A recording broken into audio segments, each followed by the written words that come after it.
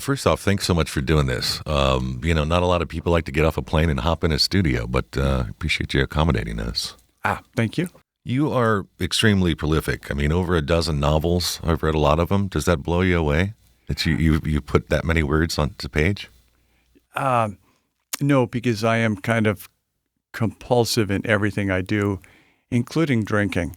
And if I wrote as many novels as I drank drinks, I would have a Stephen King level of novels.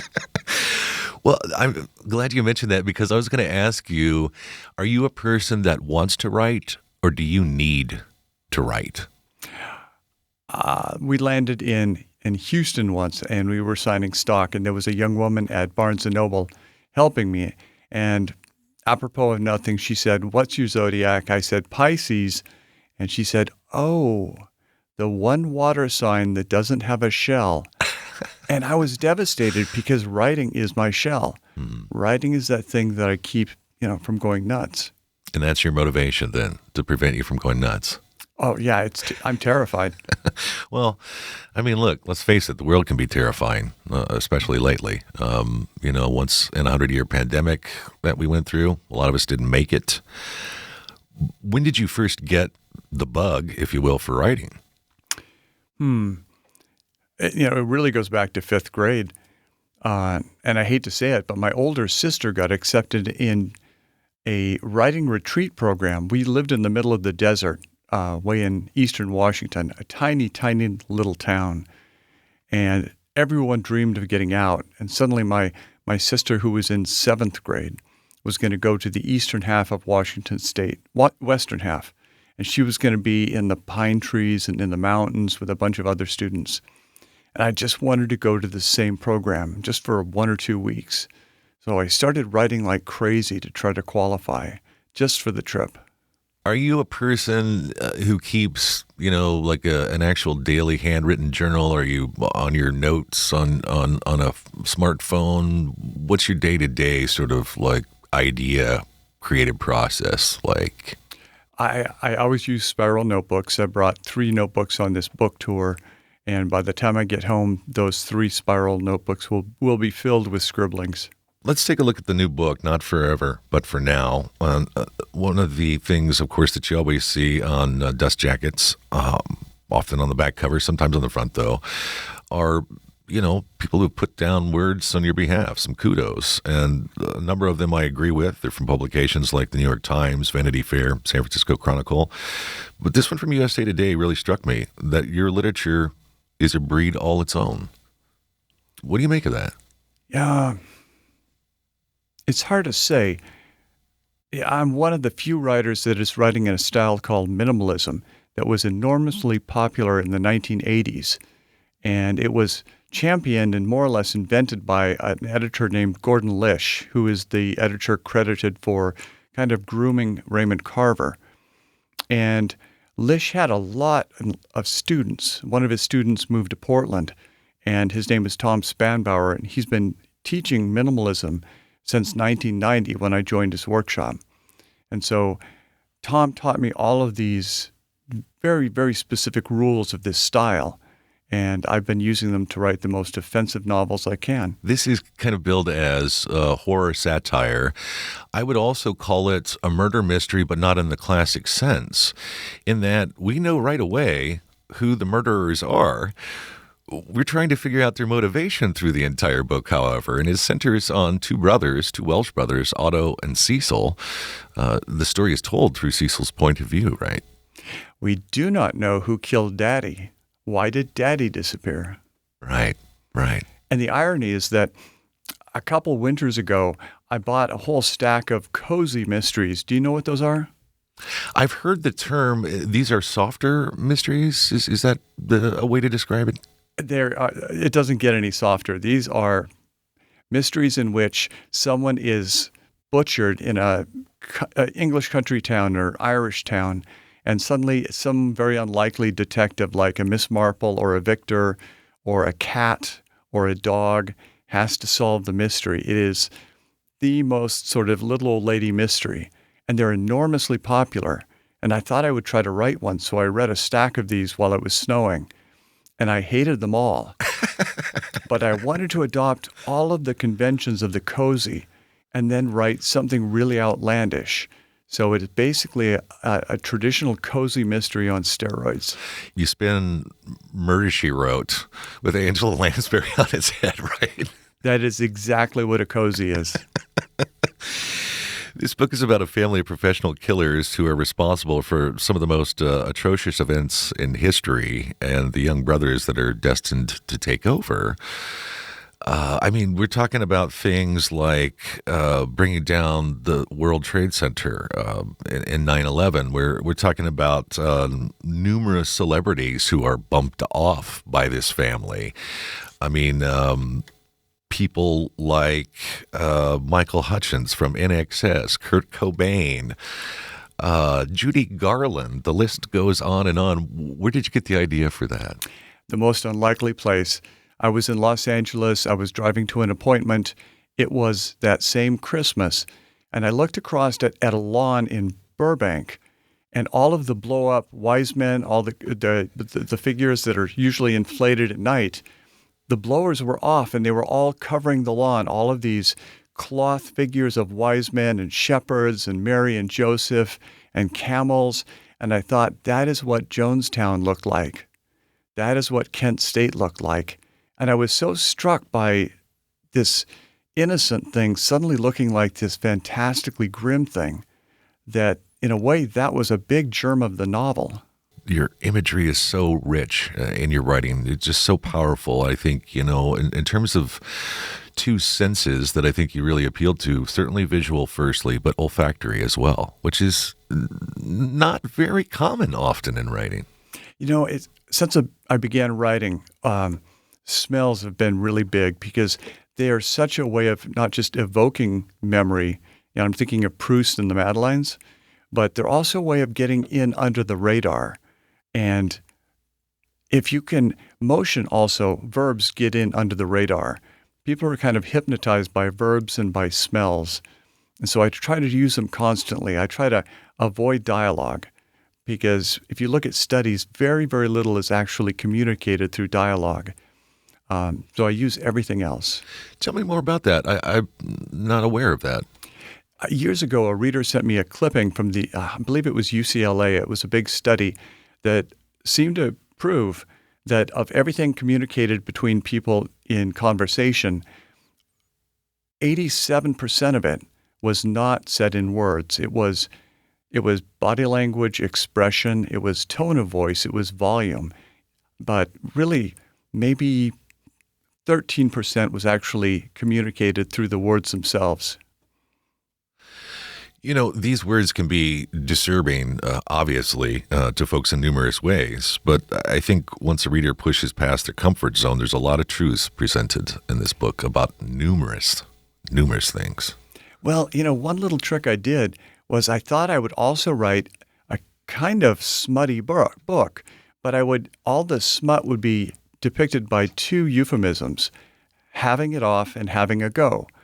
Because I watch way too much BBC America. And so having it off and having a go, and I've talked to so many interviewers, and they said, how could you write these scenes in which he's fantastically, and they will detail the things that are not on the page. People sort of project the most bizarre, obscene things on these two phrases, having it off and having a go. And so it's kind of a window for me into who I'm talking to. Right. Well, that makes sense now that you're a fan of the Beeb, because I wondered why you did choose the British idiom for this book. A lot of it was the cozy. I really love the cozy. And I just love the way that the English have so many ways of phrasing things much more intuitively. The language is much more physical. We've given up, for whatever reason, we've given up these very basic old phrases that I remember from my childhood. My parents saying, "Well, that's the Irish in you," or "Don't get my Irish up." Right. The book starts out in the opening scene with the two main characters, Otto and Cecil, who narrates the story. As I mentioned, they're Welsh brothers, and they're watching a nature documentary that's voiced by Sir Attenborough. And of course, most people see that name, they hear the voice, which you describe, as whispering off to the side in this documentary. But certainly the presentation of him is counterintuitive to what some might think of him as he's narrating this documentary. Where did you come up with that? Growing up, those documentaries were just so ubiquitous everywhere on television. And we were latchkey kids, so you got home from school and you just turned the TV on, and it was on until mom and dad came home. And there was always a sequence in which a baby animal was going to be menaced by a bunch of predators. And as a child, to watch an animal child try to hide or escape or eventually be destroyed right there in front of you was enormously upsetting. And our hearts would be in our throats. And I wanted to revisit that because I don't have kids, so I don't get to revisit my developmental stages as I watch my kids. I have to constantly be looking at the world and trying to revisit those things I decided and those things that really made an impression on me. Well, and certainly I think the description that you utilized at the outset it makes an impression on a lot of people because Attenborough is narrating the birth of a baby Joey and its climb toward its mother's pouch. And I think I have seen that documentary, and I got to say, it affected me in the same way. And it's kind of like a car crash in a way. When people go by, they crane their neck at it. We, as humans, are attracted to that. And you sort of pick up on this, this is nature. Everything's beautiful in nature. And this is why we have this documentary. But it's often not so beautiful. I wouldn't remember it if it wasn't incredibly stressful and fascinating to watch. There seemed to be so much at stake. And for little kids who are so worried about how they themselves are going to try to make it to adulthood, to see this tiny creature climbing the fur and possibly dropping off and just dying in the dirt, that's what I wanted. I want to pick up on some quotes that really stood out to me. Well, first of all, let's just start with the title, because I think I counted maybe 5 times it's used in the book, and I love the way that you weave it in, and it means different things at different times. Where did you come up with the title? Not forever, but for now. I wish I knew. Is that right? I really wish I knew. And that's the kind of joy, is that these things just occur. And someday it might pop into my mind where it came from, but I haven't the foggiest. You talk about a law of ever diminishing margin of returns weaved into this predator-prey metaphor that continues throughout the book. That really stuck out to me. But then also, you deal a lot with notions of outdated modes of the past being still sort of omnipresent, particularly when you're talking about this murderous family who's upper crust, taking out the little guy, so to speak. In a way, Cecil is a younger brother who just adores his older brother, because metaphorically, I wanted to write about how Americans just adore Great Britain in that kind of warts and all way. And when Downton Abbey is on, we are just glued to our sets so we can watch someone iron sheets. Why is that? Because you're exactly right. I mean, often a lot of us are obsessed by the royals. I mean, this is the country that we left to found our own.